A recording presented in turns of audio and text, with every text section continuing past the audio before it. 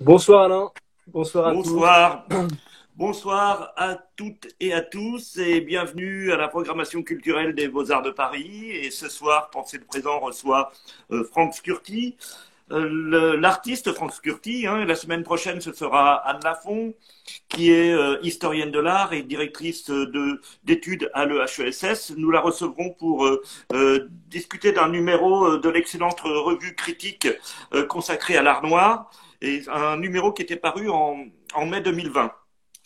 Mais aujourd'hui, donc de 18h30 à 19h30, c'est le tour j'ai la chance et l'honneur de recevoir un ami d'ailleurs, Franck Scurti, enfin un ami, quelqu'un avec qui que je suis depuis très longtemps, sur lequel j'ai de nombreuses fois écrit.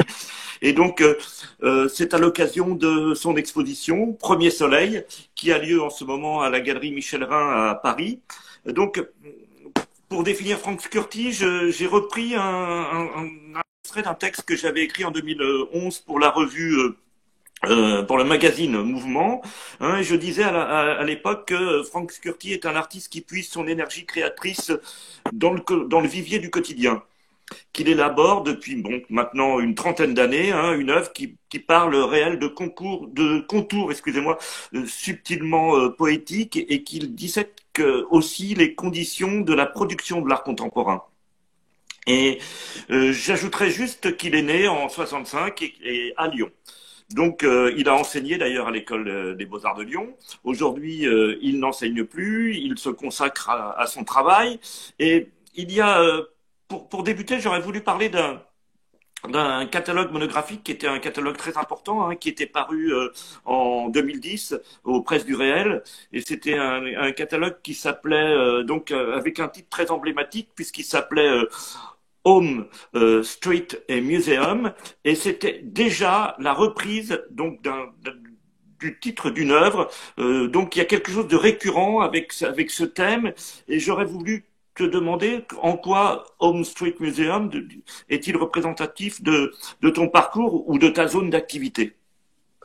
Bah, écoute, Home Street Museum, c'était d'abord, c'était pas vraiment une œuvre, c'était un diagramme, tu vois, et c'était un dessin. Alors il y avait, voilà, maison, studio, Mhm. rue. Donc c'était aussi de qualifier les lieux de production, enfin, je dirais plutôt de création en ce qui me concerne, et muséum, qui est le lieu de réception des œuvres. Et donc voilà. Et donc au milieu de cette ligne, Mhm. Home Street Museum, il y avait une espèce de trait qui était comme un curseur, comme ça, qui venait montrer mes déplacements, enfin le déplacement de mon travail et de mes activités sur cette ligne. Euh, Ce qu'il faut comprendre, c'est que mon travail, depuis le début, interroge aussi d'une façon presque quasi sociologique, je dirais, s'intéresse au statut de l'œuvre d'art, à la question de la valeur, et donc aussi la question de la création et des lieux où j'ai pu créer. Et Mhm. cette notion, elle est très importante parce que j'ai sans arrêt varié les endroits de création entre la rue, le musée, enfin la rue, l'atelier, l'appartement, des fois je n'avais pas, enfin voilà, donc comme tu le sais, et donc Home Street Museum, c'était comme ça un moment de poser une sorte de mesure des choses, quoi. Mais tu me disais, quand j'étais venu, enfin je suis venu plusieurs fois dans ton atelier, mais une des fois où j'étais venu, tu me expliquais pour revenir à cette idée de rue, qu'une grande partie de ton travail consistait à faire de longues promenades dans Paris, la ville où tu œuvres, et pour observer ton environnement. Et c'est toujours le cas ou C'est, c'est, euh, oui, j'ai pas trop à ce niveau-là, j'ai pas trop évolué, mais c'est plus compliqué que ça, dans le sens où comme je te le disais, j'ai toujours problématisé le système créatif, enfin le moment créatif, mes moments créatifs.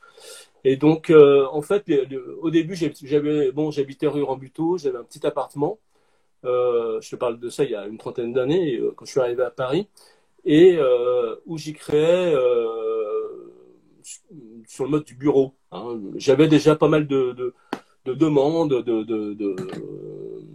d'institutions, etc. Et donc j'ai commencé à travailler sur un mode de bureau que je vais qualifier de production, hein. Je produisais, je travaillais sur la notion de projet. et je produisais des choses par rapport à des demandes. Et Tu veux dire que par bureau que tu venais à ton bureau à heure fixe bah, à ce comme un moment-là, salarié qui se prête. non, non, parce que quand je dis bureau, à ce moment-là, j'avais pas les moyens de tout ça et tout était mélangé, ma vie privée, ma vie d'artiste, et mon Et bureau et puis, mon département. Mais ce que je veux dire, c'est que je travaillais sur un mode de projet, tu vois. oui, Et donc, c'est-à-dire que c'est aussi une période où on remettait beaucoup en cause la notion d'atelier. tout à fait. Hmm. Et donc j'ai fait ça pendant quelques années. Et au bout d'un moment, j'étais pas très content de moi, mais pas très content aussi de ce que je voyais autour de moi. Voilà. Et donc j'en suis venu petit à petit à réfléchir à la notion justement de production, de diffusion, de projet. Qu'est-ce que c'est que tous ces mots qu'on utilise encore aujourd'hui comme ça et la différence avec la création qui est quelque chose qui amène d'autres notions, celle de l'échec ou celle de voilà. Et donc voilà, j'ai commencé donc à problématiser tous ces paramètres et à intégrer dans mon travail. Mais j'ai l'impression de le dire comme quelque chose de construit, mais ce n'était pas du tout. Ça s'est fait. Moi, je Mhm. suis quelqu'un de pragmatique et voilà. Et donc ça s'est fait au fil du temps d'intégrer dans mon travail l'idée, enfin, de placer plutôt mon travail au croisement de la vie quotidienne et de l'art. Et Mhm. mais vraiment à un niveau presque un niveau politique, quoi, hein, social, Mhm. c'est-à-dire que tout ce que je disais un peu trop haut au niveau culture, j'essaie de le rabaisser. Et ce Mhm. qui était un peu trop bas, ce que je trouvais des fois dans la rue, dans les journaux, ou dans tout ce qui m'entoure, de l'essayer De d'élever, le rehausser. Mhm. de le RSE, et de le mettre de le donner à la vision, à la vue, vous voyez. Et donc voilà, et pendant quelques temps, d'où mon intérêt pour tout un tas de paramètres qu'on peut retrouver dans mon travail, surtout au début, qui sont vraiment liés à la reproduction d'une pâte de boulangerie, des Mhm. citations de journaux, de l'actualité, etc. Et au bout d'un moment, bon, bah, j'étais dans ce petit appartement avec mon petit bureau et je me suis dit, bon là, ça va plus. Et j'ai commencé effectivement à être un peu, à sortir dans la rue et à Mhm. flâner dans les rues et à récupérer des choses et à voir des choses surtout avant de les récupérer. Et ça a été le début. Ça a été le début de. Bon, c'était une période aussi où je m'intéressais beaucoup à la poésie. Je lisais beaucoup Baudelaire. C'est vrai que des choses comme Ponge, pour la construction Oui, d'objets, pour la façon. le parti pris des choses, Oui, ça a été déterminant. Ouais, ouais, voilà, ouais. qui est un livre qui est sorti en 1871, je crois, hein, et qui est Oui, un non, essai qui a beaucoup, 1971, ouais. oui, excuse-moi, oui, qui a beaucoup Oui, compté oui. pour toi, oui, bien sûr. Et, et donc, voilà, le parti pris des choses, c'était très important parce que je suis quelqu'un qui construit des choses. Et voilà. Et Baudelaire, ça a été très important aussi pour justement le côté flâneur Mhm. euh, que j'exerçais à ce moment-là. Et voilà. Et après aussi Mallarmé aussi était très important, mais pour un niveau supérieur, on pourrait y revenir plus tard, mais plus sur l'ensemble du travail et de la façon dont on essaie de penser une œuvre totale. Voilà. Mhm. Euh, donc voilà, donc je suis descendu dans la rue et là j'ai commencé à regarder les choses et j'ai commencé à les filmer aussi.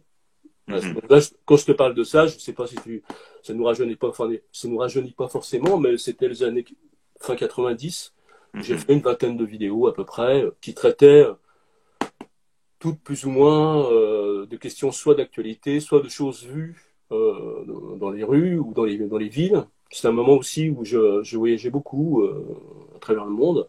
Et voilà. Et donc Oui, ce sont toutes ces vidéos que tu avais montrées au CCC. C'est ça dont tu parles. Tu avais montré oui, une oui, quinzaine oui. de courtes vidéos qui étaient En fait, très courtes, entre 3 et 8 minutes au CCC. C'était ressemble oui, j'ai à jamais été Tours. plus de 8 minutes. Enfin, si c'est non, c'est pas vrai. J'ai fait ce grand film sur Duchamp qui est un long métrage Oui, qui dure mais en dehors de 30 minutes. celle-ci, c'était Et des autrement, vidéos ouais, très ouais, courtes. j'ai rarement dépassé les 7 minutes. Oui, Et, et ça pouvait être, je sais pas, je me souviens que j'avais noté, il y en a une ce qu'appelait c'était juste le destin d'une canette de soda qui était vide, était oui, oui, oui, je brinque-ballée me comme ça rappelle. par les Disons passants. que le principal, ce moment-là, il est très particulier entre ces histoires dont je vous parlais sur l'histoire du bureau, etc. C'est un moment très particulier parce que c'était aussi un moment de blocage. Je savais plus comment travailler. Je Mhm. trouvais que tout avait été un peu fait. Je me sentais peintre, mais pas trop, sculpteur, mais pas trop. Et je voyais voilà. Et donc pour moi, c'était une façon, c'était un peu une libération cette histoire de vidéo, mais une libération dans le sens quand même très cadré, comme je le fais quand même tout le temps. C'est-à-dire que chaque vidéo, quand tu la regardes, elle traite d'un sujet très particulier. Alors il y a certaines vidéos qui traitent particulièrement de la peinture, avec des questions sur la surface, voilà, sur la Oui, c'est couleur. ça, parce que en apparence, Les- tu traites, tu cherches l'extraordinaire dans le quotidien, dans le banal, dans l'ordinaire. C'est ça qui semble, en tout cas, c'est ce à quoi on pense, mais Hum. il y a, Tu c'est sais, très, je me permets de te couper juste oui, parce que c'est vas-y. pas vraiment de l'extraordinaire justement, c'est plutôt de l'ordinaire, tu vois. Et c'est vraiment, c'est presque. Après, j'aime bien ta vision de dire chercher l'extraordinaire, mais c'est vraiment plus politique que ça. C'est-à-dire que c'est vraiment un souci social de prendre une chose au sol et de le monter et de le montrer à la vue d'essayer de le placer dans la culture. Ouais. D'accord. Voilà. Et après, j'aime beaucoup, pour moi, la poésie, c'est pour ça que j'ai jamais écrit, j'ai théorisé les choses, que j'ai toujours laissé beaucoup de liberté à l'interprétation, quitte même à frôler l'incompréhension par moment. Parce que je pense que, à part la poésie, il n'y a rien qui nous sauve aujourd'hui. Donc, voilà. Mais tu t'intéresses à une poésie comme celle de Houellebecq, par exemple, une poésie de Oui, l'ordinaire, ou est-ce que ça te oui, oui, touche ou oui, oui, tout à fait. Oui, ouais. oui, oui, oui, oui, oui. Oui, oui, moi, je m'intéresse à une poésie dialectique qui réfléchit sur le monde, qui parle du monde. Moi, je trouve que un art, bon, une œuvre d'art qui ne parle pas du monde ne m'intéresse pas vraiment, même pas du tout, je dois le dire. Franchement, si. Oui, c'est quelque chose que tu utilises souvent quand tu dis. Je me souviens que quand tu parlais aux étudiants et tu leur disais souvent, mais il faut socialiser votre art. C'est ça que tu voulais dire, c'est-à-dire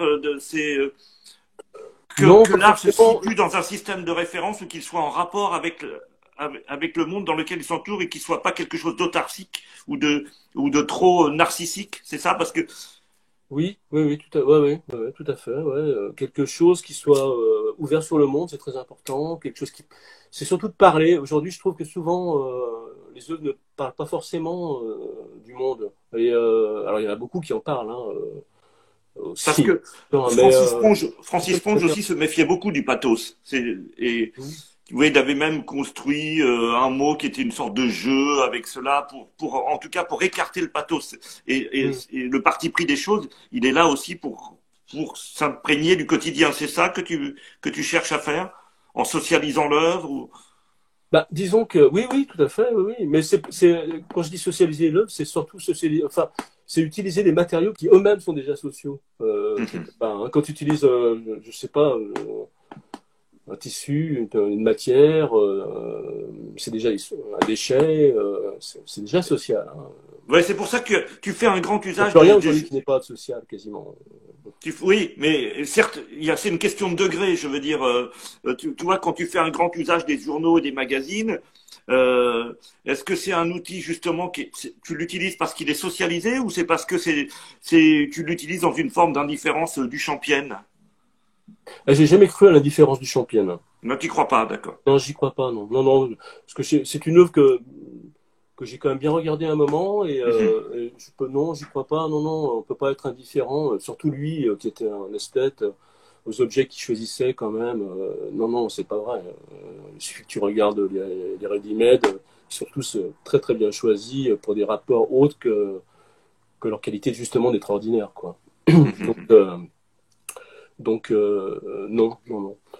Et c'est pour cela que parmi tes vidéos, tu as justement, tu t'es intéressé aux critiques d'art, alors là, faut le prononcer, hein, Ulf Harald Linde, qui fabriqua la seconde À copie Linde, ouais. Ouais. d'une œuvre célèbre de Duchamp. Est-ce que tu as fait là, on parlait de courtes vidéos tout à l'heure, mais là, justement, tu as consacré une longue vidéo à, à cette critique d'art et qui a repris donc une œuvre de Duchamp. Est-ce que c'est ça aussi qui En fait, ce t'intéressait? qui s'est passé, c'est que c'est Ulf Linde, il s'appelle en fait, hein. Voilà. Et c'est une période où j'avais été, en 2003, j'avais été invité à Jaspis, hein, à Stockholm, qui est une résidence d'artistes. Et, voilà, et je savais que Ulf Linde, j'ai des lumières bizarres, là, mais bon, c'est pas grave. Je savais que Ulf Linde habitait Stockholm, et je suis resté 6 mois là-bas, hein, ça a été assez Mhm. long. Et, et donc voilà, avec un ami, Andrea De Wolf, qui est un historien de l'art belge, on a décidé d'essayer de l'interviewer, d'essayer de faire un film sur lui, quoi, parce que c'est quelqu'un de très particulier. Ça a été quelqu'un de lié à Pontus-Sulten, le premier directeur du Centre Pompidou, enfin, Mhm. voilà, et donc qui a fait la première rétrospective du chant, En 77. 77, Mhm. ouais. Et donc voilà, et donc comme j'étais là, et comme on pouvait faire ça, et j'ai été fasciné en regardant ce personnage, en l'écoutant, et j'ai été vraiment fasciné. Donc j'ai tourné. Mon ami posait les questions parce que c'est un historien plus apte que moi à faire ça. Et on a fait un film d'une heure, mais on a fait 9 heures d'interview à peu près. Et c'était déjà un vieux monsieur, hein, il est décédé aujourd'hui. Et c'est quelqu'un de complètement passionnant et qui a passé toute sa vie finalement à essayer de comprendre cette œuvre qui est un peu, par moments, à la mythifier. Mais Mhm. donc voilà, et donc j'ai eu le loisir de réfléchir à... Parce que Duchamp, finalement, ça n'a pas été quelque chose qui m'a... Ça n'a pas été un artiste, je dirais, qui m'a... auquel j'ai pensé au début de mon travail. C'était pas du Mhm. tout... j'ai plutôt aimé des artistes qui venaient après Duchamp et qui m'ont amené, comme Marcel Brouters ou Filiou ou d'autres, hein, voilà, mais... Tu te sens plus du côté de Filiou que de Duchamp. plutôt... De l'art et vie, je me sens, plutôt. non, mais je me Mhm. sens... je suis très, très libre de Mhm. tout ça. J'ai pas de référence, j'ai pas de père attitré comme Mhm. ça qui viendrait qui planerait sur le travail comme ça, hein. Je sais pas, j'en ai eu plusieurs, 1000. Mhm. Hmm. Mais c'est parce que tu as pas de père attitré que tu utilises comme ça tous les médias. Tu peux, je sais pas, je t'ai vu faire de la vidéo, de l'assemblage, du collage, de la peinture, des dessins, de la BD, de la sculpture, du textile. Tu Mais non, vois, mais quand c'est tout à l'heure, vraiment ouais, une ouais, ouais, ouais, pluralité, hein. ouais. Mais parce que cette pluralité, elle est, comment dire, en fait, dans notre vie ordinaire, quotidienne, on est traversé par un flux d'informations contradictoires, etc. Mhm. Et, bon, déjà la question du style, c'était quelque chose qui ne m'a jamais vraiment convaincu au moment où j'ai commencé à travailler. C'était pas du tout. On était dans d'autres histoires. Aujourd'hui, c'est un peu différent, mais on travaillait avec une espèce d'acquis. C'était peut-être un leurre, hein, mais dans tous les cas, avec une espèce d'acquis historique comme ça, qu'on essayait de mener, et qui nous a bloqué certains, beaucoup, hein, dans la façon de travailler, hein. Donc, euh, moi, ce qui m'intéresse, comme je te le disais tout à l'heure, je suis vraiment au croisement de cette vie quotidienne et de l'art. Et donc, à un moment, les informations arrivent, deviennent des sujets. Pareil, je suis pas un artiste à sujet ni à thème. Mhm. Pour moi, c'est d'un ennui. Je peux pas. Un artiste à thème, pour moi, c'est voilà. Et donc, c'est plutôt juste la vie. Et la vie fait que tout d'un coup, je m'intéresse à un match de rugby. Je m'intéresse là en ce moment au musée du Quai Branly. Il y a une exposition qui s'appelle Ex-Africa qui commence. Et Mhm. il y a en 2007 et même bien avant, j'avais fait former des masques africains blancs, enfin Mhm. des masques africains avec du plastique blanc. Oh Et, là, et la whiteface, là, ça va faire un problème, là. Entre non, non, blackface et non, non, whiteface. bah oui, mais non. Mhm. Quand tu repenses à White Riot des Clash, c'est pas du tout un problème, c'est une libération. En Et tout cas, il va falloir que tu justifies le geste, j'imagine. il est fait déjà, il est déjà justifié depuis des années. Et puisque c'est un miroir, quand tu regardes une œuvre de David Ammons, une accumulation de masques avec tout d'un coup le dernier élément de la composition, un miroir, c'est-à-dire c'est pour toi. Hein. Donc c'est voilà. Et donc pour moi cette question-là elle est réglée. Et je l'ai réglée après c'est du discours, tu vois.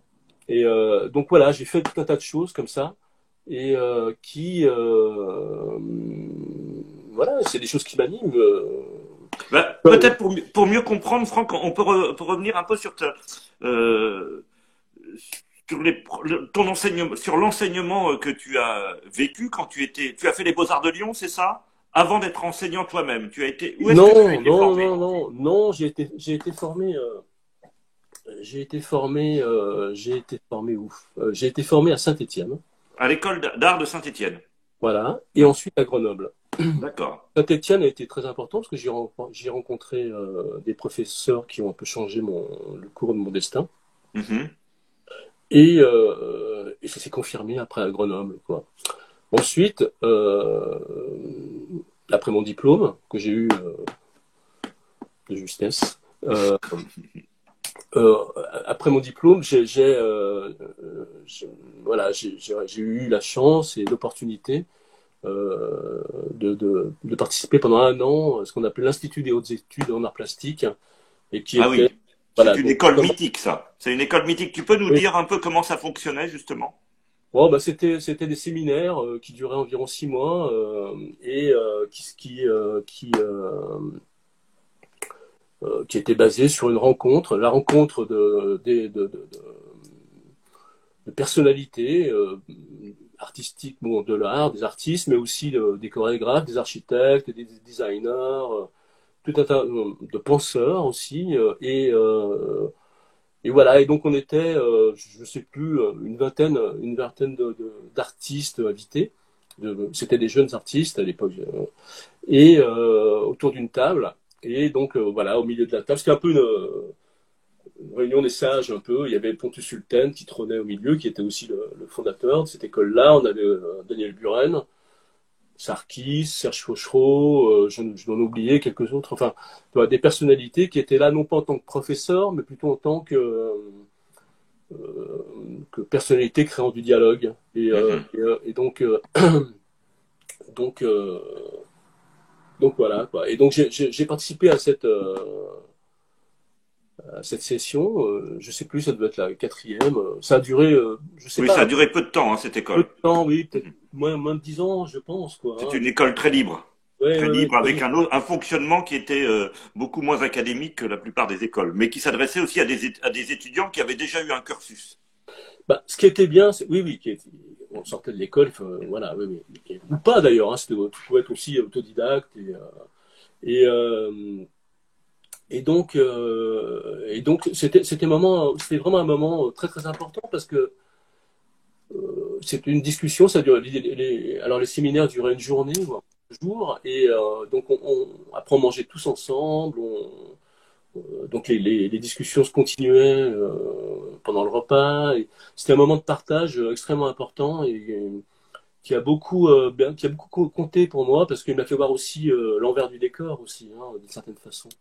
Mm. Et tu veux dire, pour le relier à ton œuvre, c'est ce partage, cette forme d'horizontalité que tu cherches, c'est-à-dire quand tu dis que tu prends des objets qui sont bas et que tu surélèves et des objets hauts que tu tires vers le bas, c'est cette forme d'égalité qui Ouais, t'intéresse, tout à fait. d'horizontalité. Moi, j'appelle ça le nivellement des valeurs, si tu veux. Mhm, J'essaie que les choses, voilà, quand c'est trop, ben, il faut le rabaisser un peu. Et mhm, je l'ai fait, mais alors les gens me connaissent surtout pour plutôt, bon, j'ai beaucoup travaillé avec des choses récupérées, parfois des déchets, mais mhm, j'ai toujours été aussi pervers par rapport à ça. C'est-à-dire que des fois, on croit que les choses sont trouvées, mais elles sont fabriquées. Et, mhm. Ah oui. et parfois, c'est le contraire. Mhm, Ça reste extrêmement. Tout ça, c'est des choses que j'ai. C'est des acquis de travail qui me font penser aussi. Hein, parce que faire un objet ou une œuvre d'art, tout simplement, hein, c'est pas rien, quoi. Hein, mhm. donc, c'est pas rien. Donc, donc voilà. Et je voulais te demander aussi, quel rôle joue l'humour dans ton travail? Parce que bon, il y a quand même des choses parfois qui sont très drôles. C'est-à-dire que quand tu as fait Dirty Cars, une vidéo, hein, où, alors je la décris, hein, un jeune homme entreprend de lécher longuement le capot d'un superbe cabriolet rouge. Hein, donc ça c'est quand même très. Ou quand tu fais des sculptures qui sont des reprises qui ressemblent à des fromages, à des gruyères, et qui semblent parler d'une forme d'attrait, comme si les collectionneurs étaient des sortes de souris qui veulent manger ce fromage. Enfin, voilà. Et quel rôle joue l'humour? Donc, j'ai décrit un certain nombre d'œuvres, mais il y en a encore beaucoup d'autres. L'humour, moi je pratique surtout un humour froid, hein, et l'humour il n'est pas souvent là où on croit le deviner en fait. Hein. Mais c'est juste une façon de... Encore une fois, c'est une déstabilisation l'humour, c'est un retournement et une libération. Hein. C'est comme, je me sers de l'humour comme je me sers du motif. Hein. J'ai toujours beaucoup travaillé. Chaque fois que je fais quelque chose, que j'ai une idée, je cherche... je peux pas me... C'est ma nature, je dis pas que c'est pas... c'est difficile de faire une peinture, une sculpture, sans qu'elle soit redynamisée par un motif. Hein, par Mhm. exemple, la question du motif est très importante pour moi. Quand je dis motif, c'est aussi bien l'image d'une noix, Mais que tu as beaucoup utilisé, un la papier, un noix. papillon, un mégot de clope, Mhm. je ne sais pas, enfin, mais voilà, qui vient et qui vient commenter, qui vient faire une ponctuation, tout en commentant ce que tu regardes. Et, euh, et donc, voilà, l'humour au même moment. Moi, j'ai besoin de choses. Je peux plus. Je sais pas, c'est une question peut-être aussi de pudeur. Je sais pas. J'ai jamais pu faire de l'art abstrait comme ça, par exemple, sans. Voilà, et j'ai besoin qu'il y ait un retournement des choses, hein, ou de la sculpture. Enfin, voilà. Et Et l'humour, c'est à ça que te sert l'humour, c'est de retourner la proposition. c'est à ça que me sert l'humour. C'est à ça que me sert l'utilisation de motifs. Jamais vous trouverez une. Enfin, ça peut arriver, mais rarement dans mon travail, vous trouverez une forme qui n'est pas accompagnée et commentée. Mhm. Là, D'où chez Michel Rhin, en ce moment, il y a une espèce de monolithe peint. On ne sait pas trop ce que c'est. Et il y a deux bières dessus. Mhm. Qu'est-ce qu'elle vient y faire? Voilà. Et Oui, c'est donc, ça. Il y a oui, ton 2001, l'Odyssée de l'espace, il est avec une bière, une canette de bière, une bouteille. oui, enfin, je pense même pas. Oui, enfin, évidemment, je pense même pas à ça. Pour moi, c'est aussi une question du haut et du bas. C'est-à-dire, à un Mhm. moment, on se balade et qu'on voit une sculpture avec deux canettes de bière dessus, et voilà, abandonnée, et voilà. Et donc c'est une déstabilisation, mais c'est aussi un commentaire.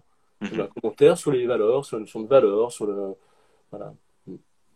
Et, Et, et c'est pour cela que ce commentaire, parfois, tu t'aimes le réitérer et que tu utilises la série, parce il y a beaucoup de séries chez toi. Il y a des gestes qui sont uniques, mais il y en a beaucoup.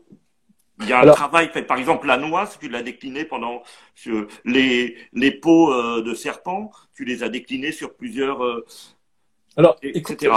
c'est vraiment intéressant ce que tu me dis, parce que je comprends tout à fait. Mais si tu veux, c'est plus. Alors oui, effectivement, il y a des séries, mais plus que des séries, c'est des suites. Et D'accord. tout à Il faut les l'heure, voir comme des suites. C'est différent, bien sûr. voilà. Et donc moi, ce qui m'intéresse, juste pour reprendre un peu la conversation qu'on avait au début, par rapport à la construction de chaque pièce qui semble un peu différente de l'autre qui est à côté, de cette tentative d'œuvre totale, justement, au bout d'un moment, et je me suis rendu compte en faisant, parce que j'ai fait plusieurs livres, Mhm. et c'est pour moi qui les ai plus ou moins faits, agencés, enfin, je veux dire. Et enfin, ceux que j'ai faits, j'ai essayé de faire comprendre d'une façon complètement libre. Hein, Mhm. il n'y a jamais rien de forcé dans ce que je fais. Et les associations entre les œuvres. Hein, voilà. Donc, si tu reprends la plupart de mes livres, tu te rendras compte que, tiens, j'ai mis cette image à côté de telle autre, cette œuvre à côté de telle autre, et c'est pas un hasard. Il n'y a jamais Mhm. de hasard. Donc, une fois que j'ai dit ça, que cette idée de correspondance d'une œuvre à l'autre, cette question stylistique dont tu parlais aussi, hein, elle laisse place à un récit. Et c'est ça, au fond, moi, mon style, si je puis, cette pluralité stylistique dont je m'intéresse finalement qu'en tant que passant. En fait, la vraie, je sais pas comment dire, mon invention, si je puis dire, ma modeste invention de travail, c'est plutôt cette façon dont les choses s'articulent et créent un récit. Et l'invention réelle de ce que je fais, c'est un récit. Et donc, j'ai pu avoir l'occasion, c'est difficile à mettre en place tout ça, hein, parce qu'il faut avoir des occasions d'exposition. J'ai eu l'occasion de le faire au MAMCO, j'ai eu l'occasion de le faire un peu au MACVAL, j'ai eu l'occasion de le faire aussi chez Michel Rinde lors d'une exposition qui s'appelait Spirit of Dunois Street. Voilà, donc d'associer des œuvres comme ça qui apparemment ne sont pas du tout du même univers, mais qui finalement racontent un récit dont le sens n'est pas dit. Mais c'est ce qui m'intéresse, vous voyez. C'est là où tu te rapproches de Mallarmé? Tout à fait. Mm-hmm. Et ça, c'est quelque chose que les gens ne voient pas. Ce qui est normal, parce que mais voilà, que je dis et que les gens qui me connaissent bien savent, quoi. Et donc, c'est un travail, quelque part. Alors, moi, j'attache beaucoup d'importance. J'essaie de faire des trucs beaux, intéressants, visuellement, etc. Mais c'est vrai que cette construction mentale, c'est pas du tout conceptuel, ni je sais pas, intellectuel. Je considère que c'est mental. Et c'est une construction. Parce que les associations ne sont pas forcément dites et ni comprises, des fois, enfin, verbalisables, quoi. Et donc c'est ce qui m'intéresse profondément dans l'art, dans ce que je fais. Oui. Moi, j'ai l'impression parfois que ton œuvre est d'une apparence très simple, mais qu'en fait, elle est cryptée. C'est-à-dire qu'il y a quelque chose derrière cette porte, il faut savoir pousser la porte, et pour cela, il faut essayer de comprendre comment tu fonctionnes, on relie. C'est parfois difficile de saisir une seule de tes œuvres, je veux dire, et il m'a fallu. Bon, évidemment, il y a des œuvres qui sont plus faciles que d'autres, hein. Par exemple, je parlais de cette vidéo où on lèche d'Urticaire, hein, elle est facile, on la saisit davantage. Elle est facile, mais elle est compliquée aussi, hein, parce que disons qu'elle est facile, je veux dire qu'elle est plus séduisante qu'une autre. Voilà. Oui, mais c'est pas que quelqu'un qui lèche une voiture. Alors là, c'était tout à l'heure, à un moment, je parlais de la question des avant-gardes historiques par rapport à l'art africain ou alors à la colonisation. Voilà, j'ai fait un truc, c'est fini. J'ai donné mon avis là-dessus. Et là, c'est pareil. Ce qui m'intéressait à ce moment-là, c'était le fétichisme. Hein. On parlait beaucoup, il y avait tout ce truc. Et là, je l'ai poussé à l'extrême. Je l'avais poussé à l'extrême. Et il y avait une musique de Sonic Youth dans mon souvenir. Oui. Même le clip était compliqué. Enfin, le petit film était compliqué. C'était comme une sorte de clip, voilà, puisqu'il y avait la musique de Sonic Youth qui était très présente. Un clip. À la base, c'était une performance privée, c'est-à-dire qui a concerné 4 personnes. Ensuite, ça a été une performance qui était mon intention, c'était pas de faire un scandale ou de quoi que ce soit, de faire lécher d'une bagnole. C'était de travailler. Pour moi, je voyais ça aussi purement, de façon purement picturale. C'est-à-dire que c'était vraiment quelqu'un qui redéfinissait une surface. Et quand je parlais des vidéos tout à l'heure, que chaque vidéo parlait soit d'un moment, c'était ça les enjeux de ces vidéos, de cette petite vidéo, c'était soit d'aborder les questions picturales autrement, donc dans ce cas-là, de façon extrême, soit de parler de façon, à des grands enjeux surtout pour moi à ce moment-là, c'était parce que j'ai quand même une attirance pour tout ce qui est plutôt dans l'espace et plutôt sculptural, on va dire. Oui, les volumes. Même si je travaille ça souvent comme un peintre, mais bon, bref. Mais les volumes sont voilà, plus présents. Sont plus présents. Et toi. Mais je les travaille souvent comme quelque chose de peint. Mais le grand enjeu à ce moment-là de ces vidéos, c'était comment retranscrire en 2 dimensions, donc l'image, une expérience tridimensionnelle. C'est ça, c'était aussi simple que ça. D'où des vidéos, je sais pas si les gens connaissent aujourd'hui, mais qui s'appelait Chicago Flipper, donc qui était du flipper, bam, bam, bam, à Chicago. L'histoire de la canette dont tu parlais. Enfin bref, il y en a plein. Hein. Ou alors des choses extrêmement picturales, avec des enjeux différents, c'est-à-dire la redéfinition de surface dans Dorticard, ou alors dans Heineken Vision, Heineken Vision qu'on retrouve un petit peu chez Rhin d'ailleurs. C'est une vidéo, tu peux expliquer ce que c'est? C'est une vidéo? Bah, c'est justement, c'est un moment, hein, c'est un moment de temps libre comme ça. J'étais à Toulouse. Et tout d'un coup, je regarde mon verre de bière. Je prends une bière à une terrasse tout seul. Et tout d'un coup, je regarde ce verre et je vois toutes les voitures déformées à l'intérieur, renversées, les bulles, etc. Je me dis, ah, tiens, c'est beau. Voilà, je vais le filmer. J'avais ma caméra avec moi. Je me filme une courte séquence de 5 minutes. Et arrivé chez moi, je regarde tout ça, je me dis, mais c'est vachement, c'est super. Voilà. Et donc le lendemain, je reviens avec une équipe de personnes, une caméra beaucoup plus performante, etc. On n'a jamais réussi à refaire ce truc. Et c'est des années après, avec le numérique, que je me suis rendu compte qu'il y a une rayure, il y avait une rayure sur ce verre qui fait que l'image se renversait et donnait par... Et donnait cette qualité. Voilà, ouais. Et donc, là, un des enjeux, par exemple, c'était, autant Dorticard, c'était la surface, c'était redéfinir une surface, avec tout ce discours de l'époque aussi. Enfin, oui, quand même, tu vois, sur la peinture, etc. Et puis aussi sur le monde des objets, enfin bon. Et Heineken, c'était vraiment, plutôt vraiment, comment rentrer dans ce plan haptique, je sais pas comment. Voilà, c'était des enjeux comme ça, quoi. D'accord. Et d'ailleurs, tu écris, tu théorises ton propre travail. Tu es un des rares artistes qui fasse ça. Ouais. Tu dis non, mais c'est quand même. Moi, je me souviens qu'en 2011, quand j'avais écrit cet article pour Mouvement, j'étais déjà inquiet parce que tu proposais une lecture de ton travail qui est quand même très précise, et tu as même publié une bande dessinée qui s'appelle je me souviens plus comment s'appelle-t-elle. Insert. Voilà, une BD à la manière de Crumb qui explique toutes tes intentions. Tu pourrais expliquer à nos auditeurs ce qu'est cette BD? En fait, là aussi, c'est un peu compliqué parce que en fait, c'est pas compliqué du tout, c'est très simple. C'était une trilogie en fait. Hein. C'était un moment, encore une fois, je reviens sur cette histoire de pluralité comme ça. Une des questions très importantes auxquelles je voulais répondre dans ma carrière d'artiste, c'était le statut. Parce que c'est important pour qu'on comprenne un jour peut-être ce que je fabrique, de problématiser la question de l'auteur.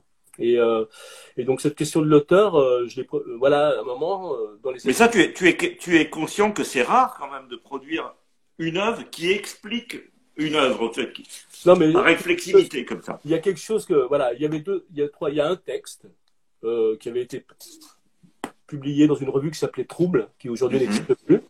Une très bonne revue. Voilà, une autre œuvre qui est une vidéo qui s'appelle L'Alinéa, Tractatus Logico-Economicus, et qui est une reprise de l'Alinéa de Osvaldo Cavandoli, qui est une reprise qui est un vrai épisode que j'ai fait.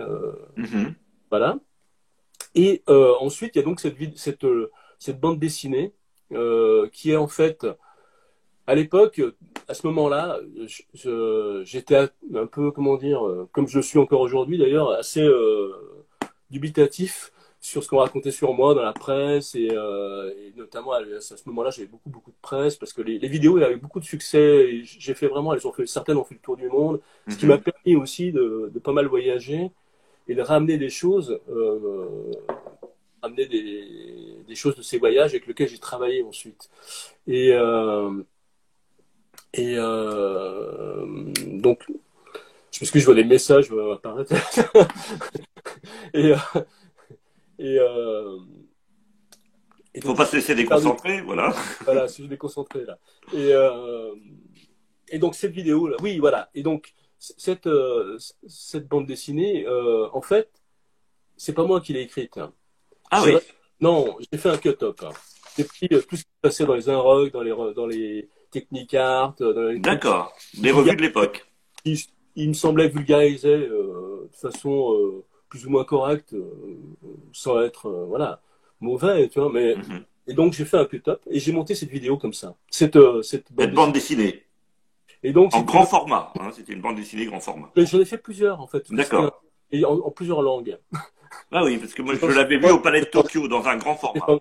Ouais, alors, il faut remettre ça aussi, voilà, au moment, c'était aussi l'ouverture du Palais de Tokyo, mais non pas l'ouverture récente, c'était en 2003. Donc c'était vraiment le moment où on avait décidé de réouvrir ce lieu à la création contemporaine. Et, donc, à l'époque, c'était Nicolas Bourriaud et Jérôme Sens qui dirigeaient le projet, qui m'ont invité d'ailleurs à faire une exposition là-bas. Et pour ouvrir ce lieu, avant d'y faire des expositions, ils avaient voulu présenter les artistes, faire une expo d'ouverture en présentant les artistes qui allaient faire des choses les mois suivants, quoi. D'accord. Et donc, quand Bourriaud m'avait dit oui, voilà, on va présenter, je me suis dit, bah, moi je vais me présenter. D'accord. Et donc, je me présentais, mais sous la forme. Au sens propre. Voilà, et un texte qui n'est pas de moi, et ce qui crée une distance. Mais encore, voilà, encore une fois, fallait-il le savoir. Et c'est souvent comme ça, j'ai beaucoup travaillé. J'avais monté justement au Palais de Tokyo un atelier de confection de t-shirts, voilà, pour des questions de production, etc. à ce moment-là. Et je m'étais fait, pareil, un peu critiquer en disant, oh, il fait Scurti, il fait travailler des pauvres nanas ou voilà, des mecs dans un atelier. En fait, c'était des comédiens. Et j'ai toujours, voilà, et donc je suis toujours comme ça. C'est comme sur ce que je disais tout à l'heure, on croit des fois que c'est des déchets, mais en fait, c'est des choses que j'ai fait faire. Et des fois, c'est des trucs qui sont, voilà, et c'est toujours, je vais pas dire pervertir les moyens, les façons de production, enfin les moyens de production, mais c'est une façon de les déstabiliser tout le temps, d'essayer de. J'avais fait travailler avec du cuivre, par exemple, des disques de cuivre que j'ai pas fait vernir.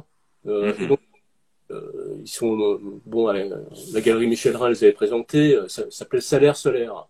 Et donc, il fallait les poncer. Il faut les poncer pour les faire luire. Et donc, il y en a qui sont au Macbal en ce moment. Et donc, quand ils sont présentés, ils doivent être polis. Vous voyez, voilà. Parmi les œuvres que tu as réalisées ou faites réaliser, hein, parce que il y en a une qui me tient particulièrement à cœur, c'est le monument à Charles Fourier. Hein, donc c'est le philosophe français qui est fondateur de l'école sociétaire, hein, une grande figure du socialisme critico-utopique. Et donc tu l'as conçu pour l'espace public, place Clichy. Tu peux me parler de cette œuvre parce qu'elle est un peu particulière. C'est une pomme, à vrai dire. Voilà. Elle utilise un socle existant, mais c'est une pomme. Oui, bah, en fait, oui. Donc c'est une commande de la ville de Paris. Hein, C'est ta seule œuvre dans l'espace public à Paris, hein, je crois. Oui, oui, oui, oui. Oui, voilà. Et Donc, c'est quelque chose de très particulier. Hein, c'est un grand honneur pour moi. C'est une œuvre finalement assez discrète, mais c'est un grand honneur à cause de ce que tu viens de dire. Et voilà. Et en fait, pendant des années, donc il y avait une sculpture de Charles Fourier, une statue, pardon, qui représentait Charles Fourier sur ce socle, qui a été enlevé sous le régime de Vichy pour être fondu. Et donc, depuis les années 40, il n'y a rien. Il n'y avait rien. Il y avait juste le socle. Il y avait juste le socle. Alors, c'est un socle qui a eu des histoires pas possibles. Hein. Les étudiants des Beaux-Arts, justement de Paris, en mai 68, l'ont occupé et ont protesté contre le vide de ce socle. D'accord. Pour remettre une sorte de statue représentant Fourier en plâtre, un peu bricolé, machin. Il n'y a pas beaucoup de documentation là-dessus, mais voilà, enfin, bon, qui a été détruite très rapidement, je crois. Après, par la suite, il y a eu plusieurs concours qui ont tous échoué. Fourier est quelqu'un même dans le Parti Socialiste, quelqu'un de critiqué, enfin. Et donc ça n'a pas été facile, même pendant les années Mitterrand, etc. Et donc, à un moment, il y a eu aussi un groupe d'artistes qui avait installé une cabine, enfin l'équivalent d'une cabine téléphonique dessus, vide. Et c'est une espèce de tube de verre, ce qui n'était pas si mal, mais très dangereux, quoi. Donc voilà, et donc à un moment, la mairie de Paris a décidé de refaire un concours. Bon, on était plusieurs, voilà. Et c'est vrai que, bon, moi je connaissais cette histoire, alors je la connaissais franchement par rapport à, non pas par une passion immédiate de Fourier, mais par la lecture, mais lointaine, hein, de Filiou, qui avait travaillé là-dessus. Et donc je D'accord. connaissais cette anecdote sur laquelle Fourier, en fait, un jour Charles Fourier Au restaurant. va au restaurant et à Nantes, je crois, ou à Rouen, pardon, à Rouen, et le soir vient à Paris. Et il achète donc une pomme dans ce restaurant à Paris où il dîne avec, je sais plus, quelqu'un de très connu, Chateaubriand, je crois, je sais plus, et, et paye 10 sous cette pomme, alors qu'à Mhm. Rouen, le matin même, c'était 10 sous pour les 100 pommes. Mhm. Donc il s'est dit, tiens, il se passe quelque chose d'étrange dans le mécanisme industriel voilà, les intermédiaires, et voilà. Mhm. Et donc et finalement, c'est à partir de c'est des choses qui me touchent, moi, évidemment, de cette réflexion très ordinaire, finalement, très simple, qu'il en est venu à théoriser et à créer, voilà, et à penser, et à nous offrir une pensée économique et philosophique, voilà, qu'on connaît. Oui, il y avait cette histoire des trois pommes, la pomme de Newton, la pomme Oui, d'Adam, et voilà. voilà, et la pomme de Fourier. Et donc, tu vois, Il, tu as rajouté une quatrième pomme, disons. il disait, oui, bah non, c'était la sienne, la quatrième pomme. Enfin, Oui, il mais disait toi, qu'il y tu a as quatre rajouté une quatrième, là, presque. Ouais, il y a quatre pommes fondamentales pour l'humanité, deux qui étaient plutôt néfastes et deux qui sont positives. Et Mhm. ceux qui étaient plutôt néfastes, c'est celles qu'Adam, Oui, tu nous Ève as... offrit à Adam, pardon. L'autre, c'était le jugement de Paris, le jugement de Paris. Donc Oui, Paris, c'est c'est la vrai. pomme à Vénus. Et plus positif, ben, celle de Newton et la sienne. Donc, ça fait, toi, tu as fait la cinquième, Et puisque donc tu as moi, cette repris celle pomme de Fourier. devient un planisphère. Voilà. Au début, il y avait un des enjeux, c'était de protéger le socle. Donc, on avait construit une sorte de cube coloré comme ça, et finalement, avec le temps et toutes les dégradations, on a décidé de l'enlever. Et je trouve aujourd'hui que la qualité du geste est parfaite, quoi. Voilà. Il y a aussi une très belle expérience, hein, parce qu'on approche là, il est déjà 19h20. Il y a une très belle expérience que tu as vécue parce que tu as été, alors ça c'est quand même très étonnant, tu as été immergé une grande partie de l'été hein, au Grand Palais. C'est à l'invitation de Chris Deacon, je crois, Personne, ouais, ouais. voilà, d'Ercon, pardon. Et les œuvres que et les œuvres que tu montres en ce moment à la galerie Michel Rhin sont en grande partie issues de cette production, enfin ou des idées qui ont émergé dans cet endroit. Est-ce que tu peux nous parler de cette expérience parce que c'est quand même une Ouais. curiosité de voir ces tout petits bonhommes que vous êtes là avec dans une nef qui fait combien de mètres de haut. Enfin, c'était très impressionnant. Alors, Mais je crois que qu'est-ce que c'est que cette expérience, voilà. Chris Darkon, quand il m'a choisi, parce qu'il a choisi, Mhm. je crois que ce qui l'intéressait, c'était justement que je suis quelqu'un qui n'est pas dans le spectacle. Et ça, c'était très important, je crois, pour lui à ce moment-là, parce que c'était un moment où, bon, après le premier confinement, Mhm. et c'était pas un moment très, très, très, très drôle, mais c'était un moment quand même libérateur, puisque c'était l'été, et puis on sortait. Donc l'idée, c'était de monter un atelier. Et moi, ce que je crois, enfin, en discutant avec Chris, comme ça, ce qui m'intéressait chez moi, c'est justement de montrer l'envers du spectacle. Et, euh, et donc l'envers du spectacle, c'est l'atelier. Mhm. Donc l'idée était partie là-dessus. Après, c'est vrai que moi, je suis aussi quelqu'un qui ne... La pomme, on parlait de la pomme à l'instant, c'est un anti-monument, la pomme. Mhm. C'est un hommage, mais c'est un anti-monument. Et donc, moi, je suis quelqu'un comme ça qui travaille sur qui crée pas de spectacle forcément, ou très peu, ou d'une façon différente. Et surtout qui travaille aussi à l'échelle 1. Et donc j'ai pu travailler là-bas d'une façon, Pendant combien de semaines c'était, Franck? c'est 2 mois, 2 mois, hein, c'est ça. quasiment 2 mois.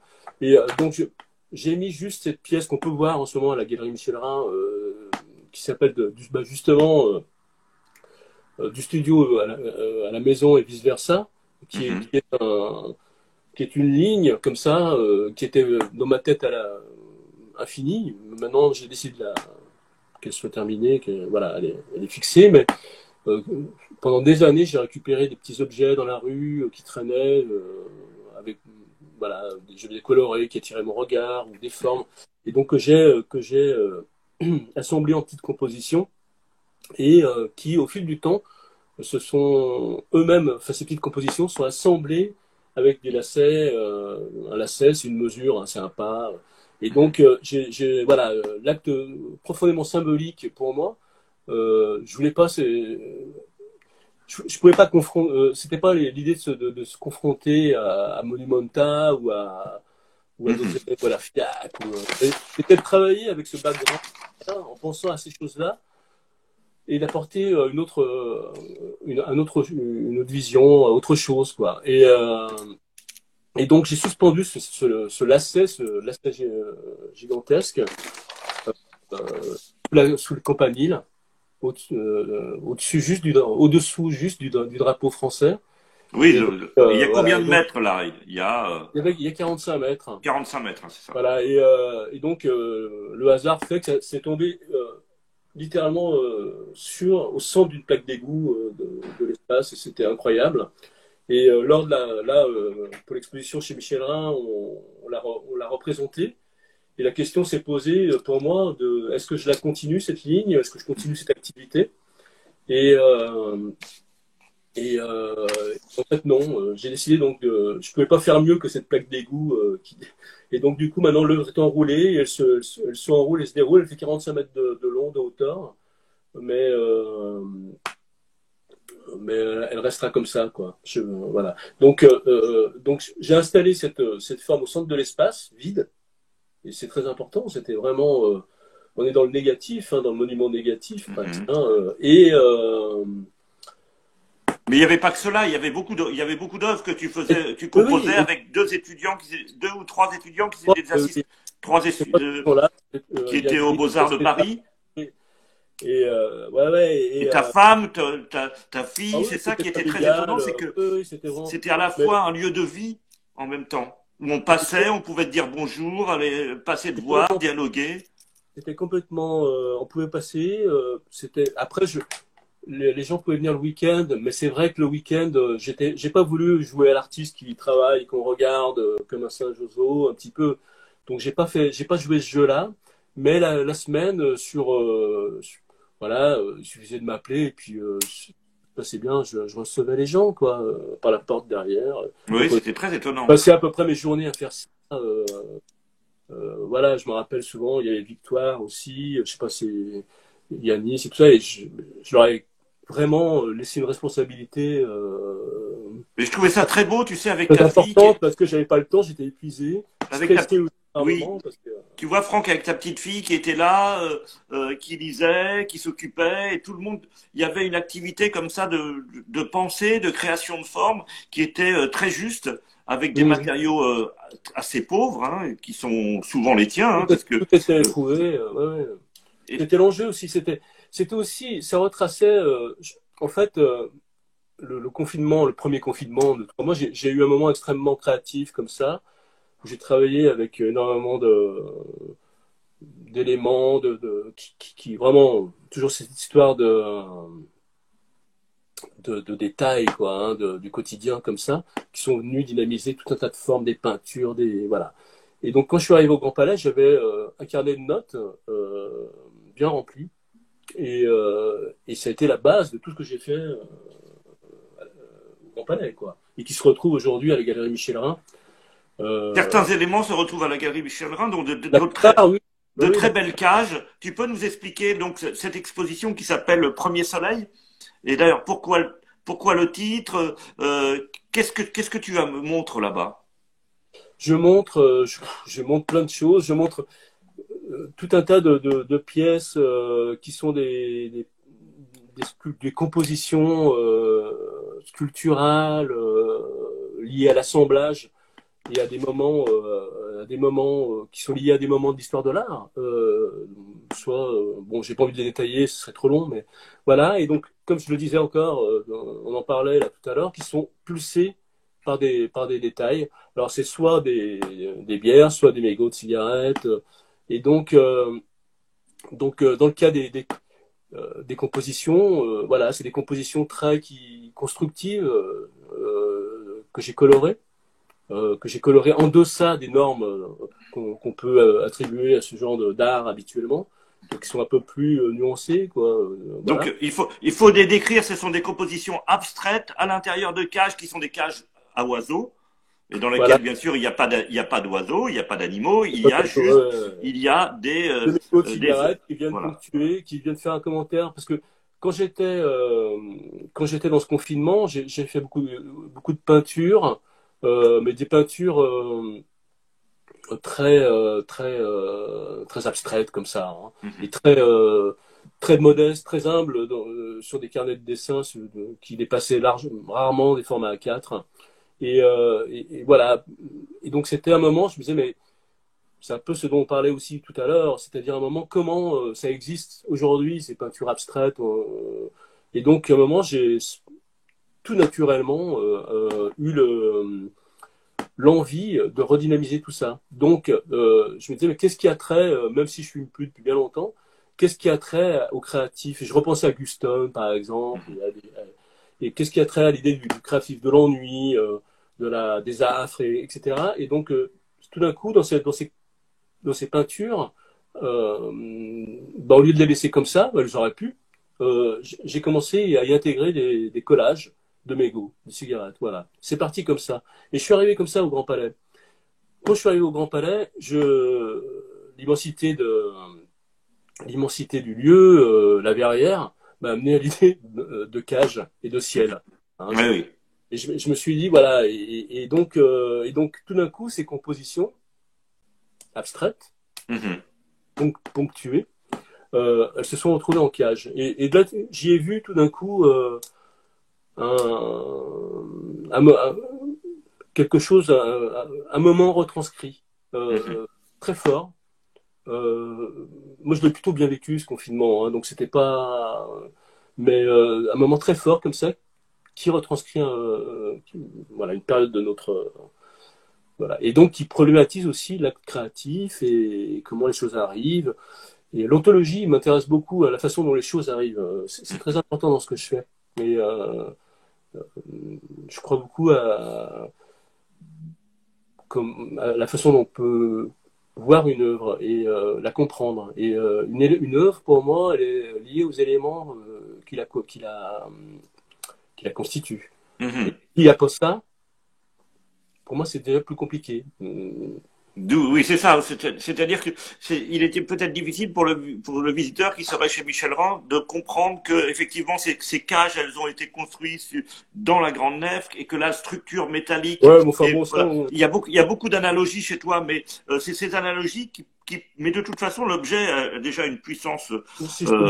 Oui, ça n'a pas besoin de se formelle très forte, hein, mais ces analogies permettent de mieux comprendre le travail. En tout cas, Franck, ça fait déjà 1 heure qu'on discute, et donc l'exposition, c'est jusqu'à quand? Alors, je vous invite jusqu'au 20 mars. J'y serai samedi, ceux qui veulent voir en vrai, et puis on peut discuter. Continuer cette discussion samedi avec toi à la galerie. Oui, il y a beaucoup d'œuvres du Grand Palais, la quasi-totalité, sauf, voilà, on en a fait une vingtaine en tout quand même, en 2 mois, ce qui est quand même énorme. Alors, il faut quand même savoir qu'en arrivant, je ne savais absolument pas ce qu'on allait y faire. Et donc voilà, et donc là, je trouve que l'exposition retranscrit bien à la fois cette expérience du Grand Palais et à la fois forme une exposition complètement cohérente dans la façon dont. Surtout que chez Michel Rhin, il y a aussi une verrière. Donc là, on est. Il y a une verrière, il y a une hauteur, voilà. Quand même qui permet d'envisager la chose. Eh bien, merci Franck.